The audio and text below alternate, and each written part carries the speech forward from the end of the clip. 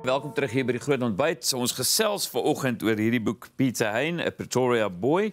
And the story of South Africa's public enemy #1. So it's the first time I'm going to speak to a Lord. So a big welcome. I don't know if I must say Lord Hain, sir, and I know we're in Pretoria, so maybe I must just call you Peter. Definitely. Goeiemorgen. So, Lord Hain, thank you for your time. It's really great to be chatting to you. I haven't read the whole book, so I can't wait. And I started, and I hated to do an interview without reading the book. So we're just going to have a great chat. I want to start enemy #1 in South Africa. But before we get to that, a lot of people know your background. You're an activist. That pictures are in our minds, where they're carrying you off the rugby field, boycotting the Springboks when they come play in Twickenham and everything. But I want to take you back to your Pretoria memories. And before the chaos, I mean, they tried to kill you, your parents. It was just chaos, and we're going to get to that. But what was your fondest memories, if I say the word Pretoria? Well, it is of attending Pretoria Boys High, which was a great school, and of playing sport and having the outdoor life of a young South African boy brought up under apartheid, a privileged existence for the white community of which I was one, and the proud son of two anti-apartheid activists. My parents, my mother born in Port Alfred, my dad born in Durban, living in Pretoria. I have lots of good memories. I have pretty tough memories too of the special branch raiding our house and things like that. But I also have good memories of my younger brother and younger sisters enjoying life in the sun. And you visited the school in 2012. And what was your thoughts just seeing how Pretoria evolved as a city and a town? Well, I went back actually to the school for the first time as Britain's Minister for Africa in 2000. And it was great addressing the school assembly, which I had been at and been in as a boy, as a teenager.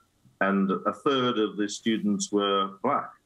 I think that ratio might have increased since then. And that was just amazing to me because, of course, when I'd gone to school there, I could only attend a school for whites only. I could only play rugby or soccer or cricket with whites or against whites, because that was the rules of apartheid. So it was quite an emotional return.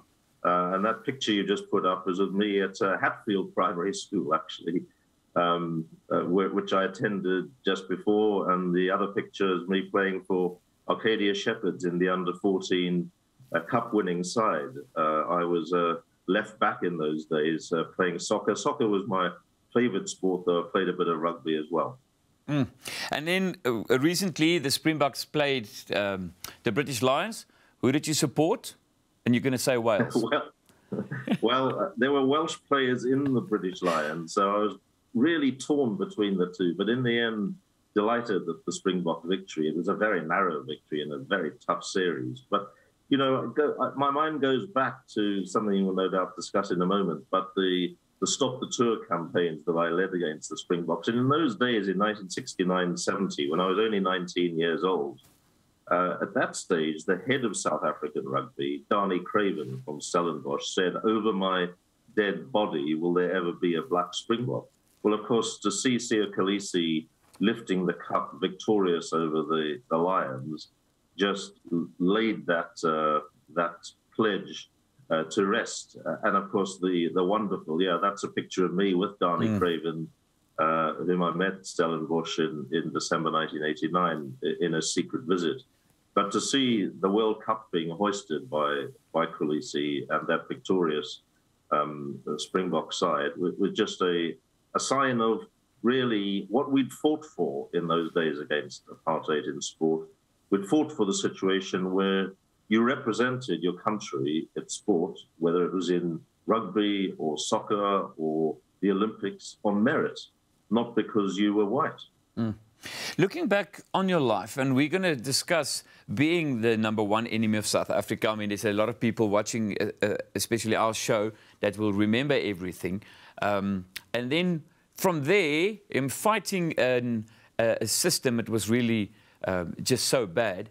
and then turning it around where you really fought against like the Guptas and the Zuma years and really made a change from Britain's side to freeze accounts.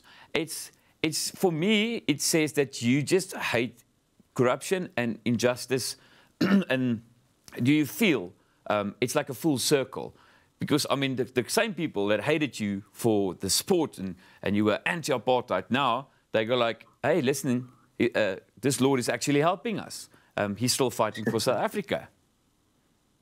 Well, yes, when I was asked to expose the international money laundering, and it was at a meeting, and my source was what I describe as a deep throat inside the Zuma state who wanted to expose what was going on.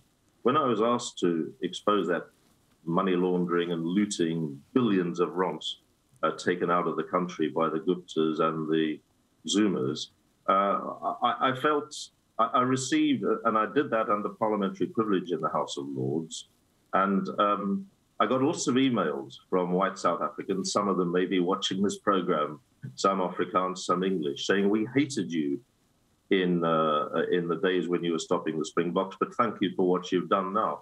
And I replied back politely saying, well, please understand that the same values that propelled me to fight apartheid in sport and generally are the same values that propel me to help root out corruption and looting and dishonesty in the top of South African politics and business and its international links and tentacles today. So I do see it is very similar. My parents brought me up to believe in values of integrity. I'm no saint. Nobody is a saint. And justice and equal opportunities for all, regardless of your background, your skin color, your religion, your beliefs. And it's exactly those same values that led me to expose the Guptas and the Zumas in the South African Parliament and put the story not just in the South African media, but on the front pages of the New York Times, the Washington Post, and the London Financial Times, which then forced the global corporates, the HSBC banks, the Standard Chartered, the Bank of Baroda, KPMG, McKinsey, all these global corporations to account for their own culpability in this looting and corruption. Honourable Member Hain, just stay where you are. We're going to still chat about the Zondo Commission. I'm looking for some advice for SA and world politics, and we're going to talk Formula 1, but we'll tune in now. So bly ingeskakel vir die res van hierdie onderhoud net hierna.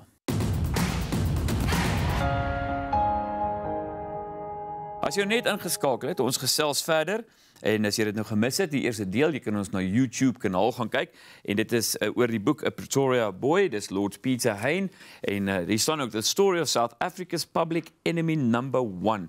Welcome back, Lord Hain. Thank you.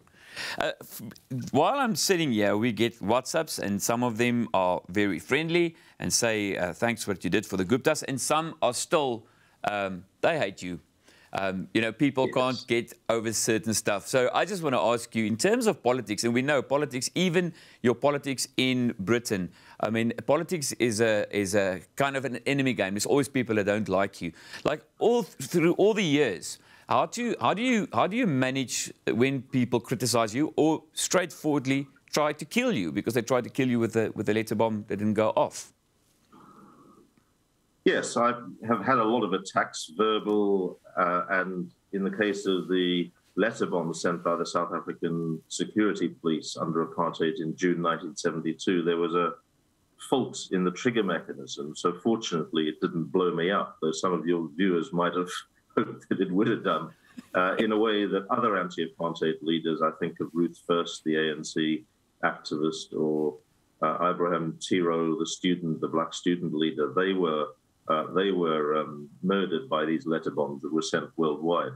But, you know, in the end, if you believe in something, I believe that everybody should be able to achieve what they want in life if they work hard, regardless of the color of their skin, and that wasn't allowed under apartheid.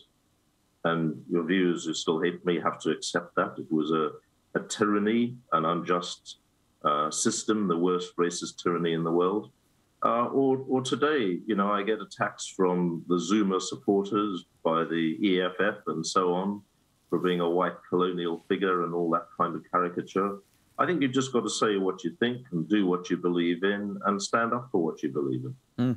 You said in another interview, the freedom struggle always goes on, and you were part of the first freedom struggle up to the days of Nelson Mandela, and I think it was fantastic days, and everyone felt free, and it was positive. And then again, while you were testifying at the Zondo Commission, it's the next struggle, and the struggle goes on, but it became a corruption struggle.